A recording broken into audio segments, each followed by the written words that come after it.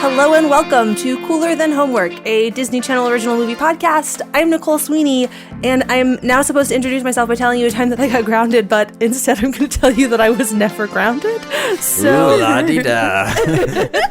I'm Matthew Gatos, and one of the few times I ever got grounded as a kid was because I went to a friend's house in like 3rd or 4th grade, and while I was there, he tried to go to boobs.com on his mom's work computer, and it didn't lead to anything, but his mom later saw it in the computer history and told my mom that we went to boobs.com. My name is Marinés, and I also didn't get grounded a ton, but something that feels similar is that in 9th grade, I was on an overnight field trip for a debate meet, and in my room of girls we invited some boys from another school to like spend the night with us.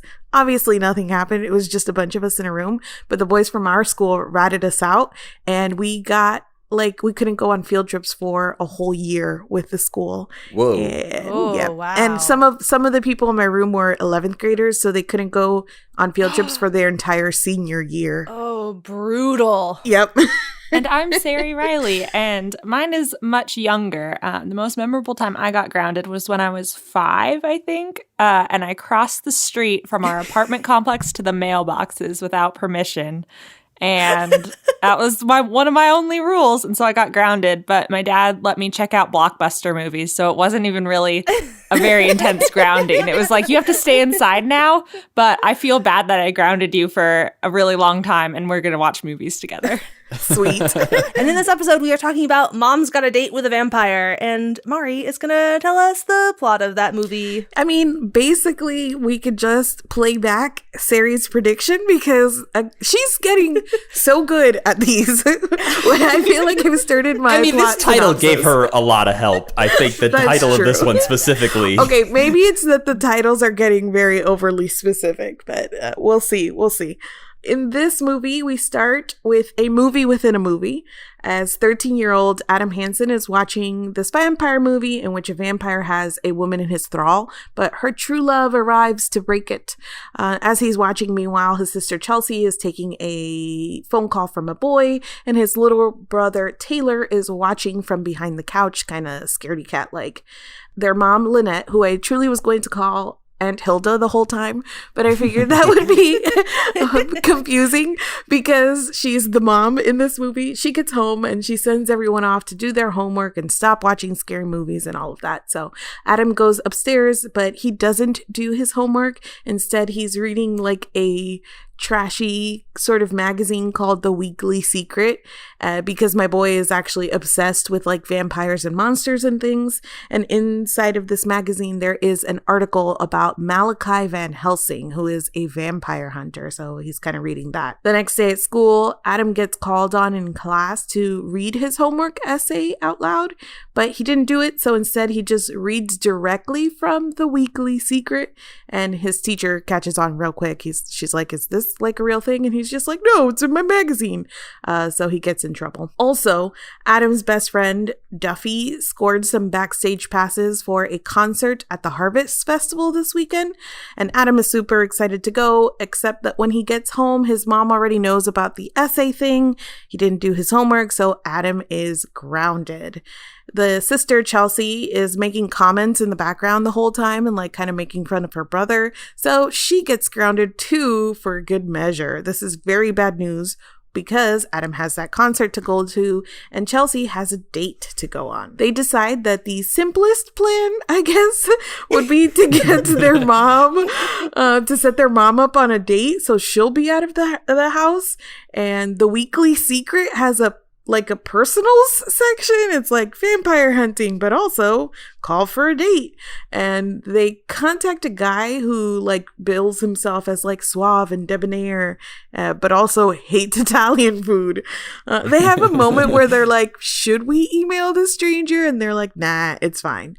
So they email the stranger, they go with it, and they set up a date for their mom via email to meet at the grocery store that night. So downstairs, Adam takes the lead on guilt tripping his mother about how much happier they used to be before the divorce. And he's like, oh, I want pancakes. And she's like, oh, I've got ingredients. And he's like, oh, but I want chocolate chips. We were only happy when we had chocolate chips, Mom. I know. It was very oddly heartbreaking to watch Aunt Hilda be like, oh, I'll get you chocolate chips. So Adam effectively guilt trips his mom, and they take a family trip to the grocery store. At the grocery store, we see a figure in a trench coat walking around, and we think maybe this might be the vampire for a second. And the kids think so too after they strike out with a few men who are like not clearly not there to meet their mom. So they try to sort of follow this figure in a trench coat, but Lynette runs into Mr. Sheffield from The Nanny, and he's like super charming and like turns on the flirt. At first, Adam is like not understanding, and he still wants to go after the guy with the trench coat, but Chelsea is like, no, look, Mom's flirting. This is working. And it does work. Mr. Sheffield and Lynette make a date, and when they get outside of the grocery store, the little brother, Taylor, sees Mr. Sheffield turn into a bat and fly away, and he's like, oh no. So the little brother tries to tell Adam, like at first he's like, what do vampires do, and like what happens? And so Adam tells him all about how vampires get women in their thrall and like, ruin their lives, whatever, the whole spiel. But Adam doesn't actually believe his little brother that Mr. Sheffield is a vampire, and also he's like really focused on getting to this concert. The next night, the night of the date, Lynette is kind of freaking out about the date. Like she's very nervous about doing this whole thing. And Mr. Sheffield arrives, and he's also very awkward. He just kind of stares at the children without saying anything. So we did see him turn into a bat, but there was a moment where I was like, I can't remember if he's an actual vampire, if like the kid is seeing things.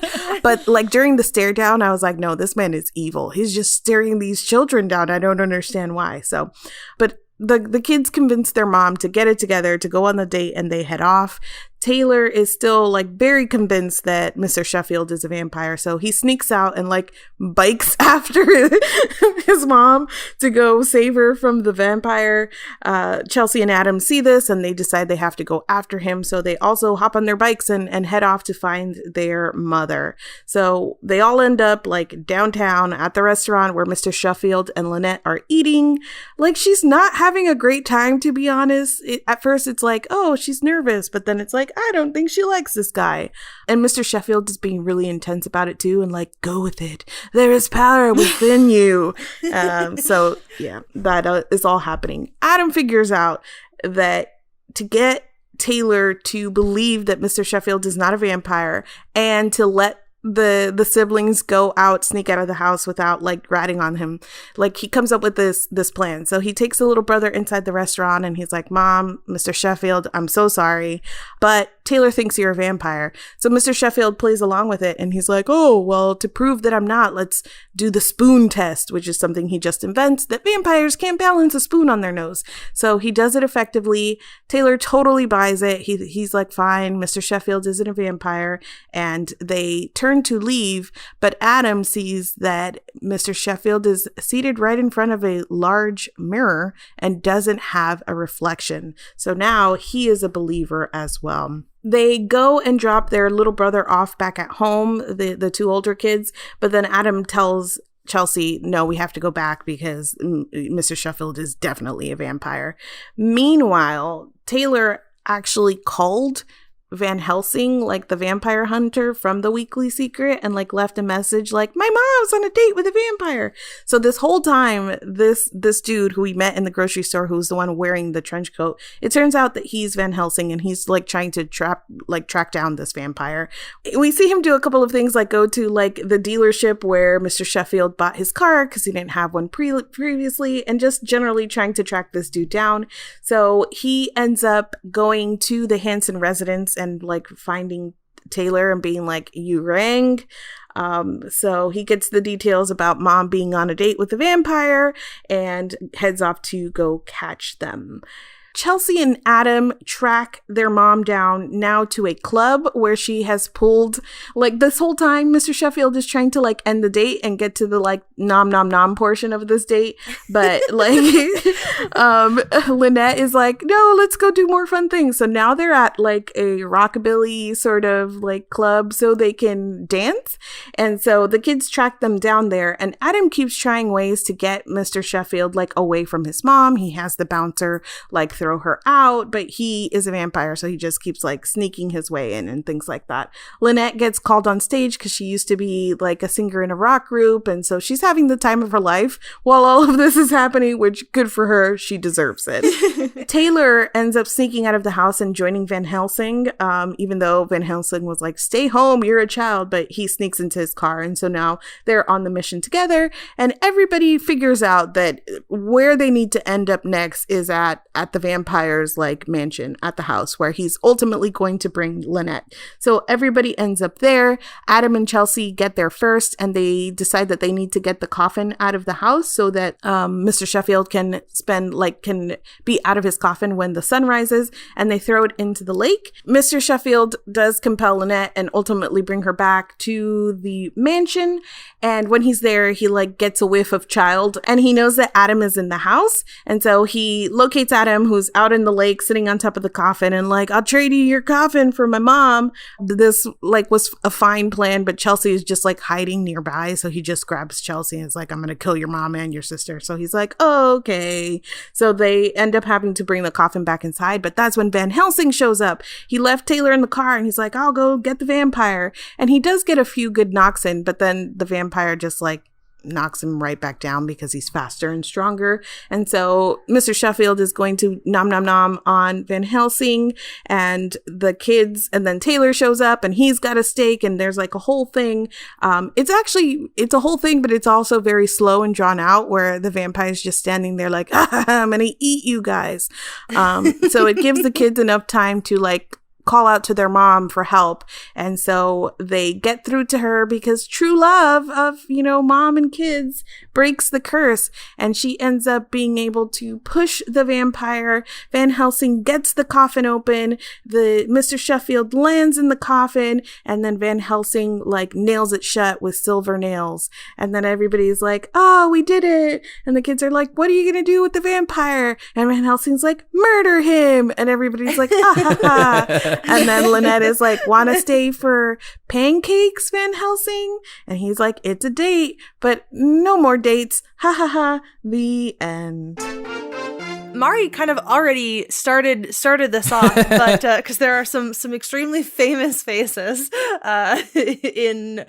I don't know, maybe not extremely famous, very famous to us at least faces. But Matt, where is the cast of this movie now? Well, I feel like I should probably start by talking about Dimitri, played by Charles Shaughnessy. He did play Mr. Sheffield in The Nanny, so if anyone was not familiar with The Nanny and didn't know why Mari was calling him Mr. Sheffield, that is why. Also, just, like, go watch The Nanny. What are you doing? Awesome. Yes, it's probably streaming somewhere, but definitely worth a stream. I've never watched it, so it took me a second of, like, was his name Dimitri Sheffield? And then I was like, oh, this is another... When I was saying people who might not be familiar with The Nanny, I was kind of implying Sari. Yeah, by people I mean Sari. Sari is the people. But yeah, since then, he's gone on to be in a bunch of things like Veronica Mars, Mad Men, Masters of Sex. The theme of today's thing is going to be almost everyone is still an actor. And we actually have 3 repeat performers who we've talked about before on this podcast. Oh, no. That's the sound of Sari not realizing that she has seen 3 of these people before. No, I was so excited to recognize Aunt Hilda, like, one person, and I didn't realize how much I was missing. Well, yes, let's talk about Aunt Hilda, the other aforementioned but otherly named person in the plot synopsis. Caroline Rhea plays the mom in this, but we're calling her Aunt Hilda because that's who she played in Sabrina the Teenage Witch, who, I think that's what most of us recognize her from, but she's a stand-up comedian, she hosts game shows, and she's continued acting in things like Phineas and Ferb, Ready to Rumble, Two Broke Girls, and recently reprising her role as Aunt Hilda in a couple episodes of The Chilling Adventures of Sabrina. Oh. Yeah, I have not watched that show, but there was like a little teaser that came out where the two aunts from Sabrina the Teenage Witch reprised their roles in a sort of like multiverse kind of episode of Sabrina. Interesting. Weird. I only watched the Yeah. first season, but Correct. Yeah, I stopped after that too. I have not seen the show, so I'm not entirely sure how they bring her into it, but it seemed weird in like a WandaVision kind of way from the clip I saw. But yeah, now she's playing the grandma on the Disney Channel show Sydney to the Max, which is another show I can't say that I have seen, but she's back on the Disney Channel.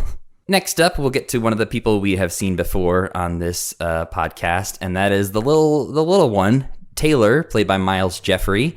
He was also the brother and stepsister from Planet Weird. A child. I would not recognize a child. They're all childs. I know.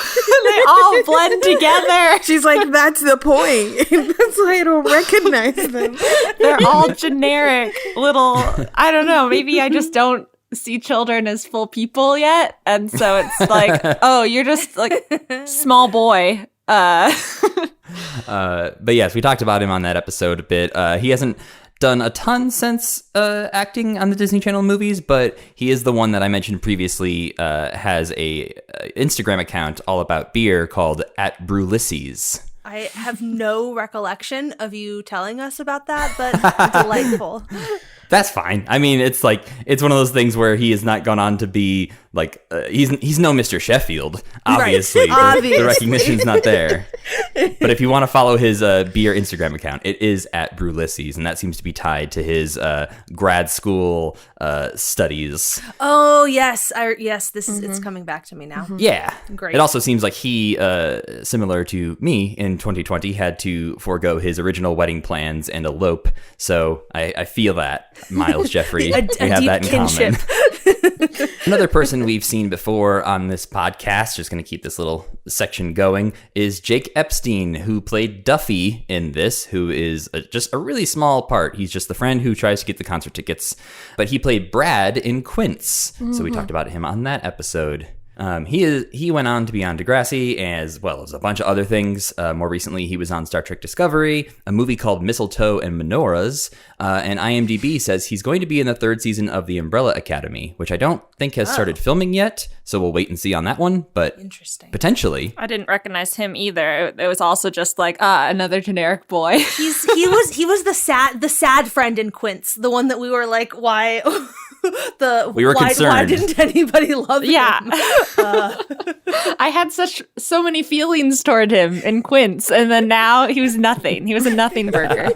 I mean, to be fair, in this, his role is pretty much just, hey, I got the concert tickets, and that's it. Yeah. He says that like 5 times. He's there to make the concert tickets appear and disappear, and that's it. And rounding out this little section within a section, we've got Laura Vandervert, who played Chelsea, the older sister in this, who we also already saw playing Lauren in Alley Cat Strike. Oh. Yeah. So I didn't actually recognize her. Okay. Neither did I. That's weird. I didn't. Maybe she had a growth Connect spurt that. or something between movies and she just looks radically different. Who knows? But the other two guys I recognized, but her did not.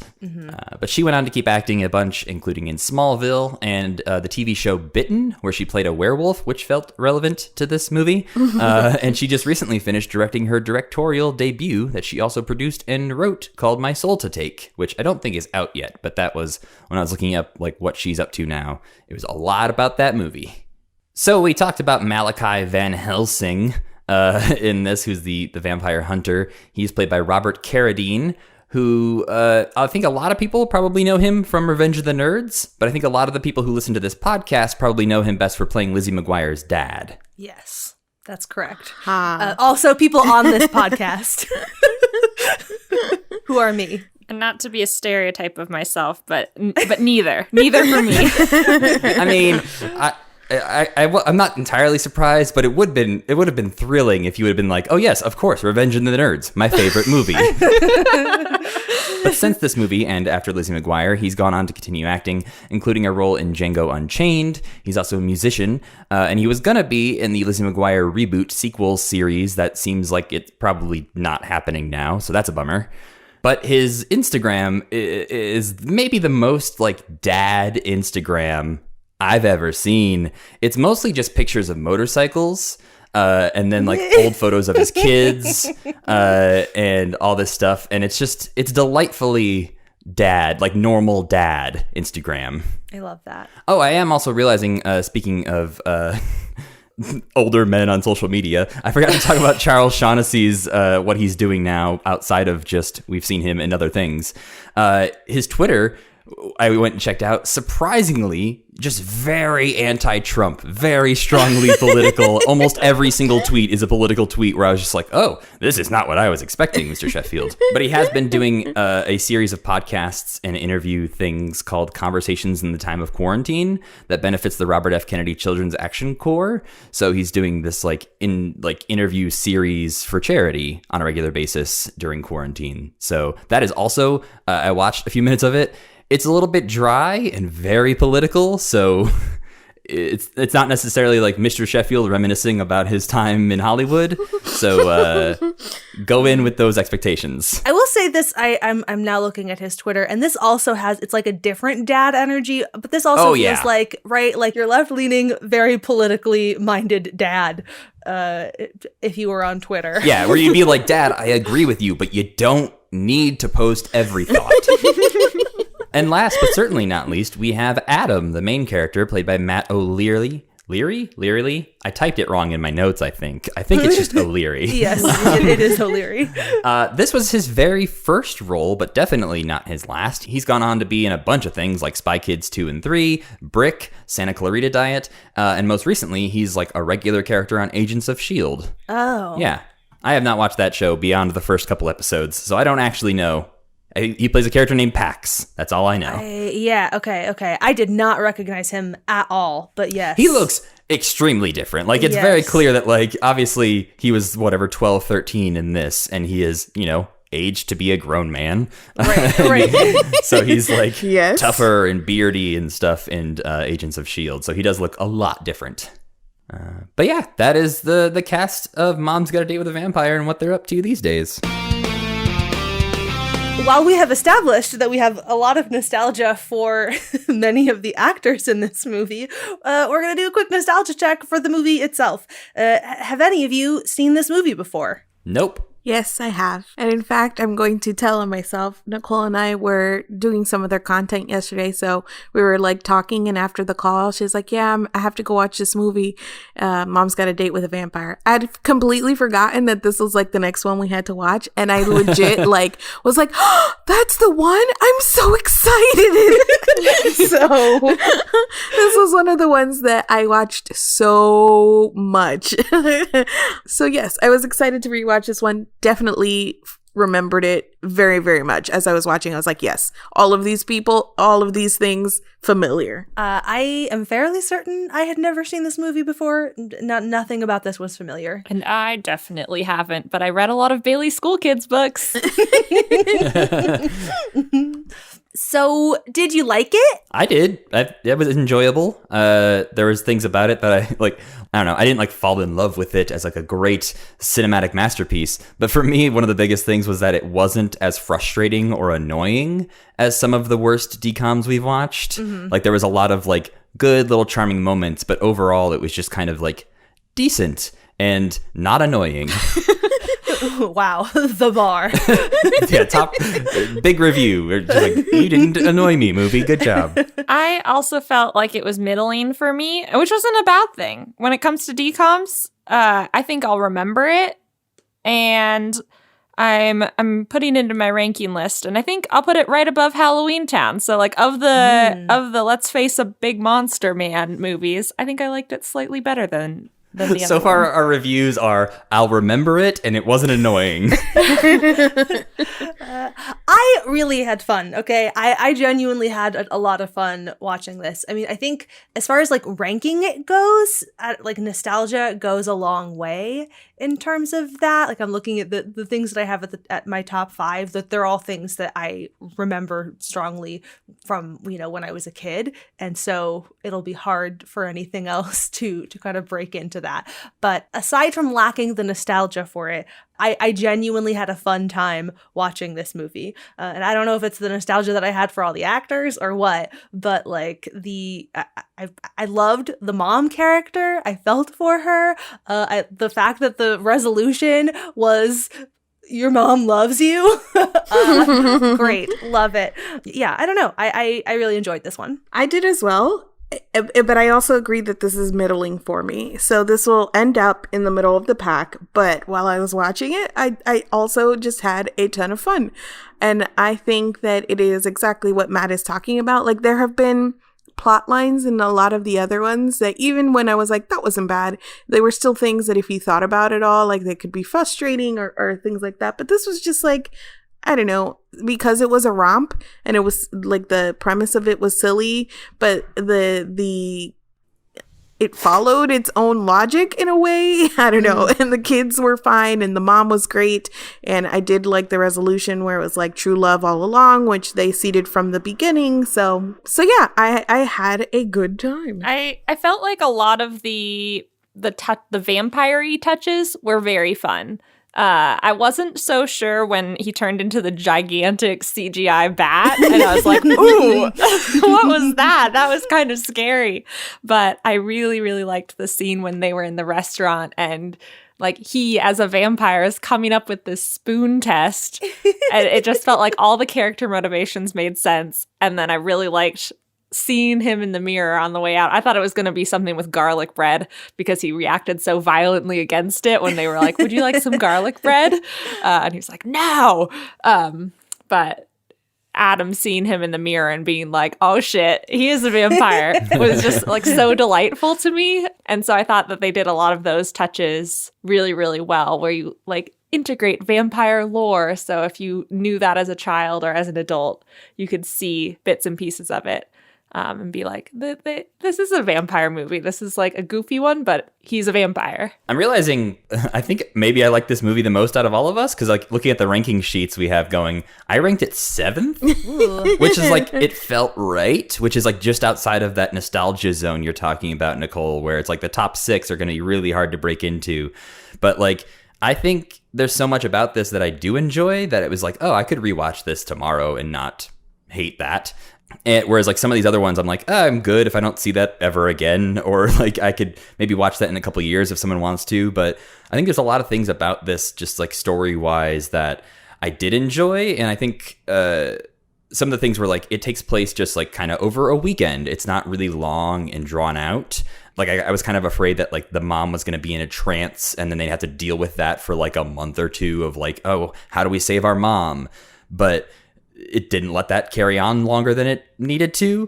And then I also liked that the sister like called the little brother out on his shit at times where like there was like a very decommy moment where he was trying to get her to help him out. And he's like, I've changed so much. I'm a different person. And she's like, that was this afternoon. Like you have not changed that much since this afternoon. And I was just like, yeah, okay, we have a character who's like calling out some of the more tropey things that are happening. And that felt different in a good way. I think that so I was looking, and I also enjoyed this movie, but yes, I think mine is closer to like being 10 or 11. I haven't actually decided on this list, but I think a big portion of it is that as the oldest one on this podcast, my like bubble of nostalgia is a lot more. Like you said, top 6, and the ones that I've seen are going down to like the top 14 are all movies that I remember watching and have some nostalgia for. And I feel like this is going to flip flop when we get later and later. Like we're getting to the portion of years that I'm still watching all of these a lot, but we'll get sooner to the movies I have never seen. And I feel like that's when you guys are going to hit your peak of DComs, and then we'll like flip flop on this whole nostalgia thing. I feel like a lot of that is going to be more me than Matt is my guess, because as I mentioned, I don't know, at some point on a previous episode, like looking at the list of DComs is also me realizing that like I was still watching the Disney Channel pretty regularly a lot later than I like if I had guessed, I'm like, oh yeah, I don't know, like middle school. Like no, through 2006, which is the year I graduated from high school, I know those movies. But you're right, we are now coming up on like 2001 to 2006. So like end of middle school through the end of high school are the ones that I have seen. I think almost every single one of the movies starting next year. There will be like one movie a year. This is we have two more movies. This is the like third to last movie in the year 2000, and I haven't seen the rest of the year 2000 movies. But once we get to 2001 through 2006. See, and I have like the opposite thing where there's like one a year that I have seen coming up, because I think what I've realized going into this podcast is that like I thought I had seen a ton of DCOMs, but really I saw like 10 DCOMs a lot of times. And so like I'm very familiar with like 10 DCOMs, and the rest I'm like, that exists? Never heard of that. So yeah, it's been interesting realizing that I did not watch as many as I like. Maybe I didn't realize that this many existed. Maybe I thought they were like coming out every year or 6 months or something like that. And I was like, yeah, I've totally seen them all. But no, not anywhere close. I got a weird thing that I have to do this when I'm watching movies and I see this kind of thing pop up. The kid went to a website that was MalachiVanHelsing.com. And so I was like, well, we got to see if that does anything. So I went to it. It doesn't. It brings you to like a security thing of like, don't go to this website. It's probably broken. But you can, if you are interested. The URL is for sale. The minimum bid right now is $898. Wow. So no. Wow. At first I was like, this would be a funny joke if it's pretty cheap that I could like get that URL and redirect it to our podcast. But then it was $900. Right. So that's not that. The joke is not worth $900. Sure. I was gonna agree. say like we could like fundraise, but even if we raised $900, I'd be like, no, let's use that for something else. Right, there's so many Yeah. better things that we could do with $900. So Host this podcast for one. Yeah. Yeah. We're not going to just pay for a URL that will direct to the podcast that we still have to pay to host. right. I did really appreciate all the little internet nods, like the pixelated web page waiting for it to load. Yeah. And I don't know, just their attitude towards technology of like, oh, he has an email, so he'll see it tonight. Don't worry about it. It was just like very funny to me. It's the year 2000. Everybody has an email address. Yes. But they were still like that. It was nice that like it seemed very of the era, but they were still very cautious about like emailing the stranger, because it was like, yeah, should we be doing this? This feels a little wrong, but I guess a concert and a date are worth it. Those kids, when they grow up, though, going to go on so many dates with strangers that they meet on the internet. Little do they know. We talked, Nicole and I both mentioned how like the mom bit at the end, whereas like love for her kids that brought her out, that was like neat for the movie, but also just like the mom story in general. And one of those moments where I was like, yep, definitely watching this as an adult, because I just felt so bad for her. She was doing her best the whole time, and then I didn't say it in the plot synopsis, but she gets like that invite or whatnot to her ex-husband's like wedding, and all the kids know about it, but this is how she's finding out, is like through this invitation. So she's like preparing herself to give a whole speech to her kids, like sometimes this happens, but they know, and she realizes like she's the one that needs the comfort and the breaking of the news. So it was just like moments like that I'm like, girl, I feel you. And then she's on this awful date, but she gets to like sing on the stage and have a nice meal, and she's like, man, I'm having fun. She had the best arc in the whole movie is what I'm saying. Yes. The mom. Yeah, for sure. Absolutely. The moment where she's like, I met someone special tonight and that's me. Oh, You're amazing. just like, oh, Beautiful. snap. Beautiful. Like, it was so good. And I just love that. Like, yeah, like the parents in DCOMs are not often fully formed characters. It's pretty much like, I'm busy businessman. I don't have time to be dad. And so seeing that like, oh, she used to be in a rockabilly band and all this stuff, and she's struggling. And then, yeah, she ultimately chooses herself and her kids, and a vampire hunter. But she like, yeah, it's not, she doesn't have to be saved from the vampire as such. That was the one time in the movie I was genuinely scared too, is when she was trying to turn him down on that date and be like, oh, I found myself and we're not actually that compatible because who I'm excited to be and who you are very different. And then he was like, no, I'm going to put you in a trance now. That felt very real to me as far as like abusive relationships go, or like my great fear of going on dates and meeting a guy who's going to murder me or something. Please don't be a murderer. Yeah. But that, like, I think along with that, like from that moment on, the movie shifts tones in a way that I enjoy, that it does become a little scary. Like, that moment is sort of terrifying. And then the fight between Dimitri and Van Helsing is, like, legit. Like, they are, like, throwing each other around. And, like, Dimitri actually seems like a threat. As opposed to, like, most of this movie, you're, like, kind of like, yeah, okay, yeah, he's a vampire. He hates garlic. Woo, he doesn't like rockabilly. You know, all those vampire tropes.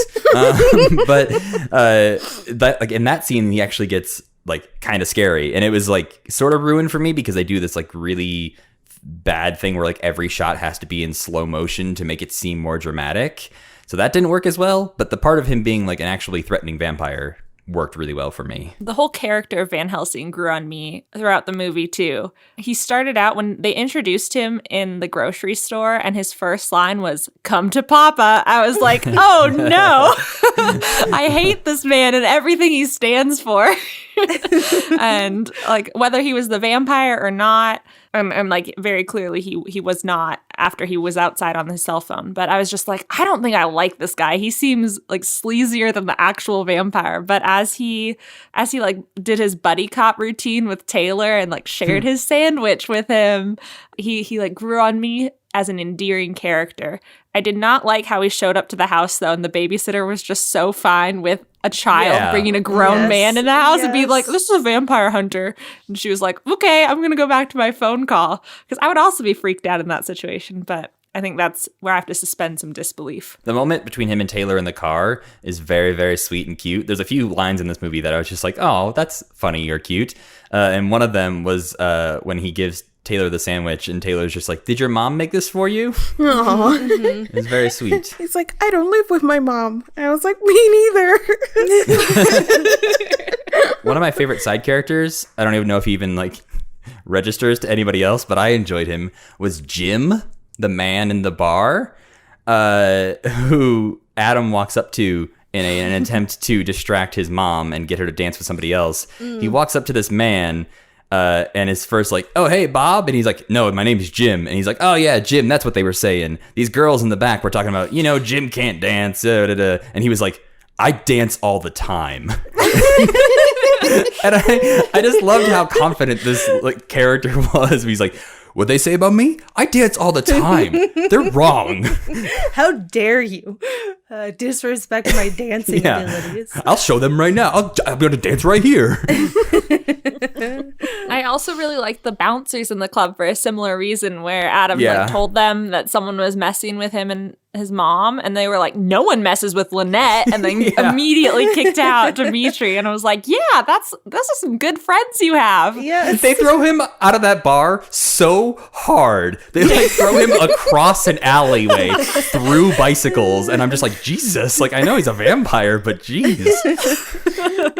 Matt, no one messes with Lynette. Duh. Come on, Matt. No, I won't. Today we are going the really like cheap and easy road, and we're talking about vampire media because this is a vampire movie.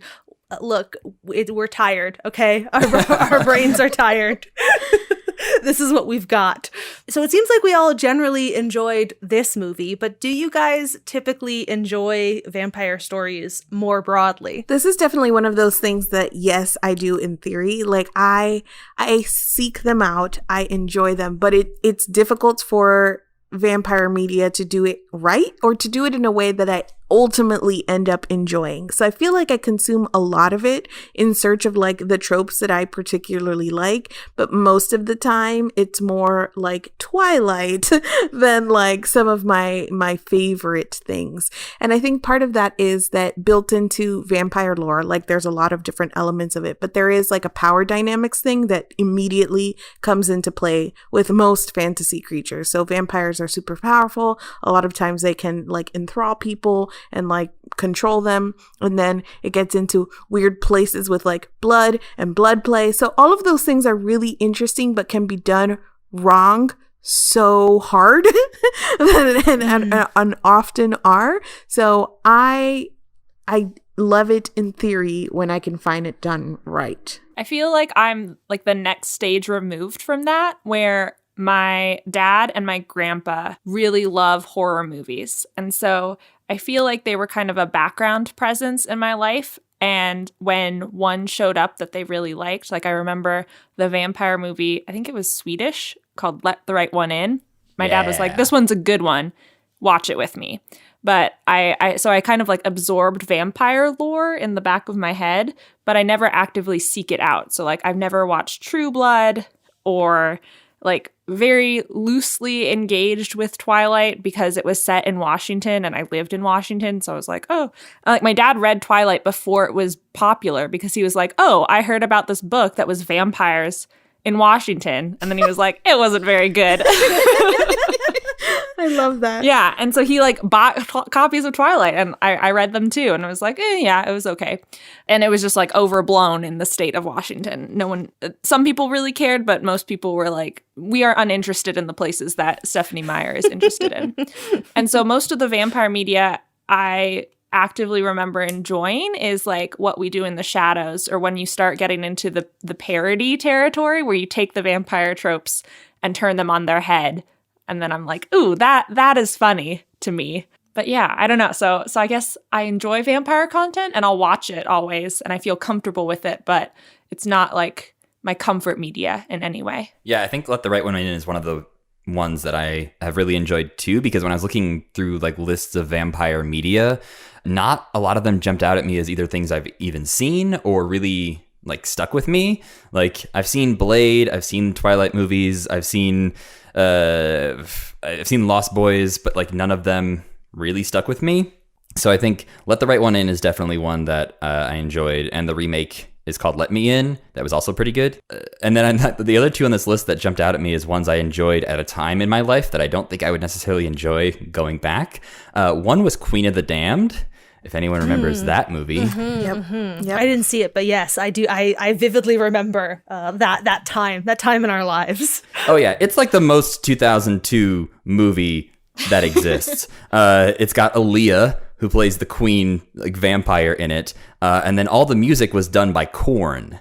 So, 2002. Yeah. Big 2002 energy right there. Yeah. And I was a very big fan of Korn and like new metal music in general, so that was the main reason I saw that one. And then the other one I really enjoyed, again because I was a film school snob, still kind of am, but what definitely was, it was called Shadow of the Vampire. And this one, it has Willem Dafoe in it, and it's a very weird vampire movie because the premise is that it's the behind the scenes of the making of Nosferatu, like the 1922 movie. So it's a movie about making that movie. But the conceit is that the actor playing Nosferatu is actually a vampire. So he starts like killing people who are working on the movie and stuff. But yeah, I remember enjoying that at a time. But looking at like reviews and Rotten Tomatoes scores of it, I don't know that it's actually a good movie. Yeah, I feel like I have no opinion whatsoever. Like I can think of vampire stories that I have enjoyed, but like thinking about Mari and Sari's answers about their sort of background with it, like there's nothing about a vampire story that in and of itself appeals to me. That would never be a reason that I'd be like, yes, I want to consume this thing. It is also not a reason that I would avoid it. I just have no opinion. I'm completely neutral on the concept of stories with vampires, but I I have, have consumed a lot of vampire media. I also read all the Twilight books. I've seen all of those movies. Things that I actually enjoyed, obviously Buffy the Vampire Slayer, and most of Angel, many parts of Angel, I also enjoyed a lot. Also, in the early days of SnarkSquad Pod, Nick Jenkins, who is a co-worker of most of ours, he came on and we sort of let him pick the thing and was like, okay, if you could watch a movie with us, what would it be? And he picked an 80s vampire movie called Near Dark that I only saw the one time, but I still remember it pretty vividly, pretty clearly, and I enjoyed it. So if you do love vampire stuff, I will put it out there that that 80s vampire movie is not bad. Hearing you guys also talk about this makes me think about how I haven't watched a lot of movies, especially classic vampire movies, which is interesting for me because I just was the one who was like, I love vampire stories. But I read a lot of books that have vampire elements in it. So some of them are urban fantasies that have a bunch of creatures, including werewolves, and vampires are included, the Kate Daniels series, the Mercy Thompson series. But some of my favorites, if you are interested, are Certain Dark Things by Sylvia Moreno Garcia, which is a vampire story that is rooted in Mexican lore, mythology, and history. So it is it's a really fresh take on vampire lore, and she does interesting things with their powers and all of that, so it doesn't feel as tropey and rote as some of these other things. And also Fledgling by Octavia Butler.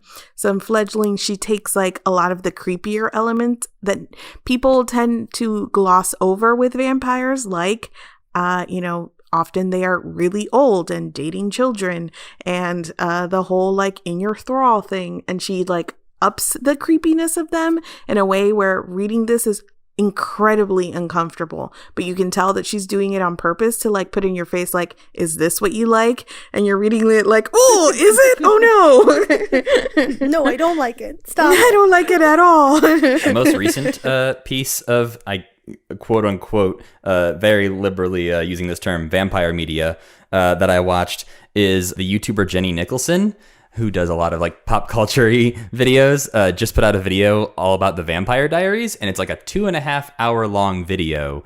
And I have never watched an episode of the Vampire Diaries, but I watched Jenny Nicholson's entire video because of her, and the way she talks about media, I usually really enjoy. So I watched that entire video, and I know so much about the Vampire Diaries now that I never wanted to know. And I probably will forget next week, but that video was really good. I saw that video come up and I was so excited, but I have not seen it yet because we actually recently started recapping the Vampire Diaries on SnarkSquad, and I know a few things about it, but I want to remain as unspoiled as I can be in the year 2021 about she the spoils plot of everything. Yeah, so I was I can't watch this. So I am currently in misery in season 1 watching this. I was, I think the closest I got to watching those things was I worked at Hot Topic during the Twilight, True Blood, Vampire Diaries years. And so I got to witness what was popular via what t-shirts we were carrying and what team people were buying the shirts of and all that stuff. And I never saw most of those things, but I sold a lot of pieces of jewelry that were replica pieces of jewelry from the TV shows and the movies and the Team Edward shirts and all that stuff. So I have that connection to vampire media. Maybe that put me off of it a little bit. My main association with the Vampire Diaries is the TikTok sound that's I love Elena, I would die for her. I'm gonna kill Elena. I don't know what the context is for that, but I love it. I love that sound. We've mentioned it a couple times, but to really round it out here, I want to be clear that I fucking hate Twilight passionately from the bottom of my soul. I hate it so much. Not only the work itself, which is garbage, but all of the Twilight stans No good. Don't like it.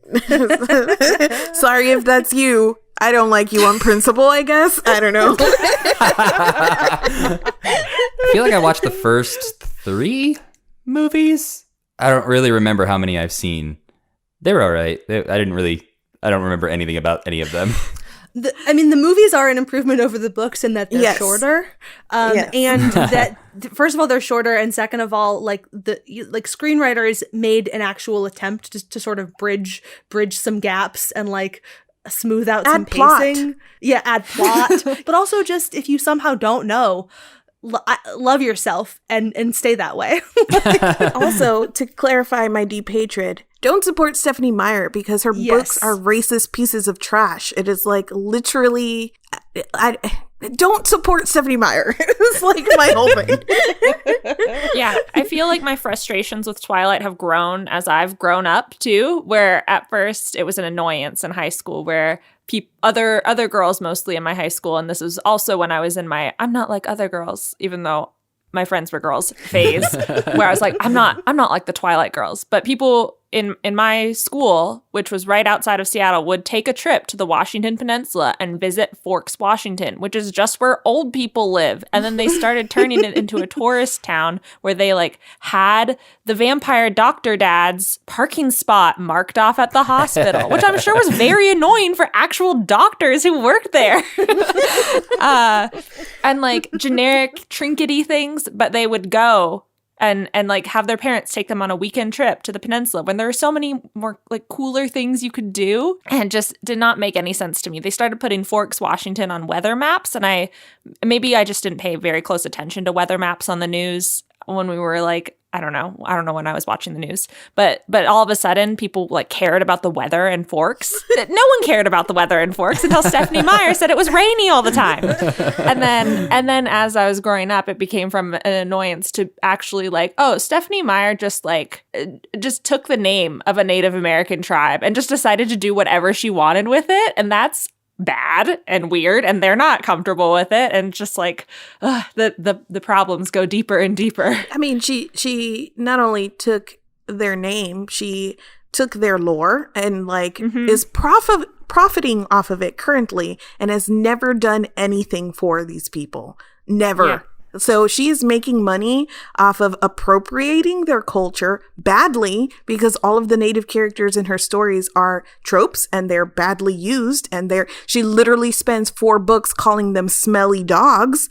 And then she's making millions of dollars off of them, and they're fundraising to try and get their schools out of flood zones because they have at-risk children in these flood zones in Forks, Washington. I'm sorry. Do not support Stephenie Meyer. Thank you for coming to my TED Talk. Read other vampire media. And now it is time to discuss the lessons that we learned from Mom's Got a Date with a Vampire. I'm going to steal the obvious one because it's a quote from the movie, and that is, "A cell phone is to a teenager what a coffin is to a vampire." I'm going to say that this movie taught me this lesson, but it's just a life lesson. Dating sucks, man. I thought you were going to say this one, Nat, because it was obvious to me, which is pick your screen name before all the good ones are taken, because then you're a vampire who sounds like a werewolf online. Very not cool. Yeah, because all the teenagers took the good vampire names. Yeah. And I learned that vampires also, in addition to not liking Italian food, don't like wine. They don't drink wine. So that's... That was news to me. Yeah, I was hoping for more explanation on that one, but we did not get it. No. Wine's just fake blood, Nicole. And they trick you into making you think it's going to be yummy blood, and then wine. Gross. And to close out this episode, it is time for Sari to guess the plot of the next movie. Next time on Cooler Than Homework, we will be watching Phantom of the Megaplex. Okay, so this one's a little tricky. I'm not entirely sure I know what a megaplex is. So I could go completely off the rails right at the beginning. But it sounds like Cineplex, and so it sounds like it'd be a large movie complex, sort of like an AMC theaters. So I'm going to go with that, and I'm going to go with a Scooby-Doo-like plot. So there is this movie theater that people have said is haunted, but we're not really sure. Like maybe there's things like the popcorn machine turns on without you knowing, or a movie starts playing without anyone running the projector, and people have just chalked it up to like, those teenage pranks. But then there is a teenager who probably works at it, who has like a Scooby gang of friends, like two other friends. The person who works there is named Fred. And then, or Freddy. Let's go Freddy. Just steal straight from Scooby-Doo. To borrow, excuse me. Sorry, yes. And they don't have a dog in this one, but there's just like, there's another guy whose name is Steven and a girl whose name is Darlene. So we got Freddie, Steven, and Darlene. They don't have a Velma, but they're investigating why this movie theater is like this, because Steven is really into the supernatural and thinks that there is an actual ghost. And I don't know how they would be able to do this movie in a serious way. I feel like this is going to definitely be one of the fantastical DCOMs that we've seen, like the one we just watched with an actual vampire. So there's actually going to be a ghost here. And I'm going to phone a friend for the tagline before I go too off the rails. It is at least going to help you with your decision about what a megaplex is. The Cotton Hills Megaplex has 52 employees, 26 theaters, 8 concession stands, and 1 unwelcome guest. Okay, good movie theater. Got it on lock. That is a very large theater. I guess that's why they call it a megaplex. So yeah, I guess the unwelcome guest is the ghost. I really don't know how you motivate a teenager to care about a ghost besides his friends are into the supernatural. So I'm going to go with that. And then they watch like the knockoff Ghostbusters, and then they get the idea to like vacuum up the ghost. And then it ends up with like a really big showdown of them getting sucked into a movie, okay? Battling the ghost in like some black and white scenery. And then eventually they like rip out of the movie screen. They've banished the ghost from the realm being planet Earth. And their manager walks in and is like, what the heck happened to this movie screen? And the teenager is like, and puts his head in his hands of like, you don't realize how much trouble I saved you. And then the end. That is quite a guess. Join us next time to find out if any of that is correct. If you are enjoying this podcast, tell your friends, rate and review it, all of that good stuff. We would love to hear all of your thoughts. There will be a post dedicated to this episode up at snarksquad.com/DCOM, or you can find us on Twitter at DCOMSquad. I am at Sweeney Says. I am at Matthew Gatos. You can find me at My Name is Mari Dance. And I'm at C.E. Riley. This podcast is a Snark Squad production edited by me, transcribed by Mari, and our theme music is by Stephen Chin.